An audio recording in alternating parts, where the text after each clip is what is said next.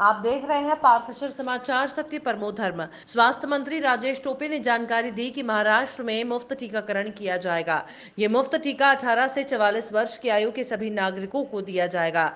राज्य मंत्रिमंडल की बैठक में इस संबंध में निर्णय लिया गया है। मुख्यमंत्री उद्धव बालासाहब ठाकरे की अध्यक्षता में हुई कैबिनेट की बैठक में ये निर्णय लिया गया। इस फैसले के बारे में बात करते हुए राजेश टोपे ने कहा कि महाराष्ट्र में 18 से 44 आयु वर्ग के सभी नागरिकों को मुफ्त टीका लगाया जाएगा।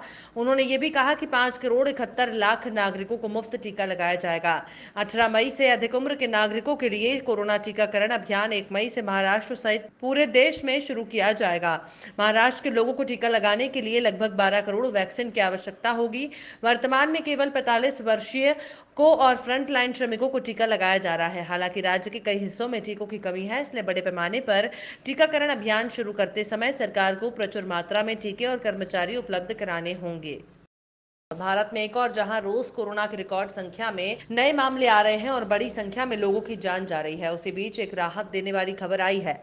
भारत में 8 राज्य केंद्र शासित प्रदेश ऐसे भी हैं जहां पिछले 24 घंटे में कोरोना से किसी मौत की सूचना नहीं है।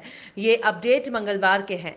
इसमें दादरा नगर हवेली और दमन और दीव, लद्दाख, त्रिपुरा, लक्षद्वीप, मिजोरम, नागालैंड, अरुणाचल प्रदेश सहित अंडमान और निकोबार द्वीप समूह शामिल है। केंद्र सरकार ने साथ ही बताया कि राज्यों को अब तक मुफ्त में 15 करोड़ से ज्यादा वैक्सीन भी दिए गए हैं। केंद्रीय स्वास्थ्य मंत्रालय ने बताया राज्यों केंद्र शासित प्रदेशों के पास अभी 1 करोड़ से ज्यादा वैक्सीन के डोज उपलब्ध है, जिन्हें लगाया जाना है। अगले 3 दिनों में राज्यों को 80 लाख से ज्यादा डोज और मिल जाएंगी।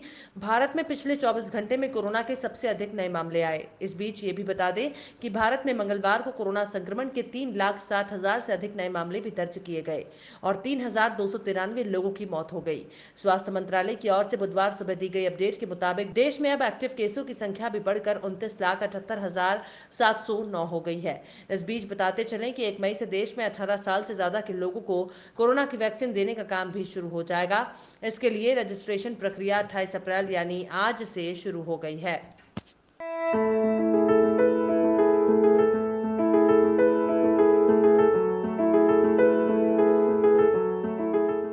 Indian national trust for art and cultural heritage के अशोक सिंह ठाकुर, MH34 और हमारा चांदा के सौजन्य से और पार्थशर समाचार के माध्यम से दिनांक 18 अप्रैल वर्ल्ड हेरिटेज डे के उपलक्ष्य में चंद्रपुर की हेरिटेज सीरीज शुरू की गई है, जिसमें अब तक हमने विसाजन गुफाएं, महाकाली मंदिर, जटपुरा गेट, शिवलिंग, अपूर्ण देवालय और मानिकगढ़ किले के बारे में आपको अवगत कराया, जिसे आप सबने बहुत पसंद किया है। आज बारी है बल्लारपुर किले की। आइए जानते हैं इस महत्वपूर्ण विरासत के बारे में।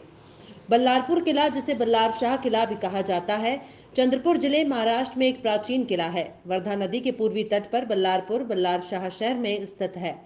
बल्लारपुर किले की स्थापना गोंड राजा खांडक बल्लार शाह ने की थी, जो अपने पिता शेर शाह के सिंहासन के लिए योग्य हुए थे। वो चंद्रपुर शहर के संस्थापक भी थे। राजा ने चमत्कारी पानी के साथ एक तालाब की खोज की, जिसने उसके फोड़े और ट्यूमर को ठीक किया। इसे अकालेश्वर तीर्थ का नाम दिया गया।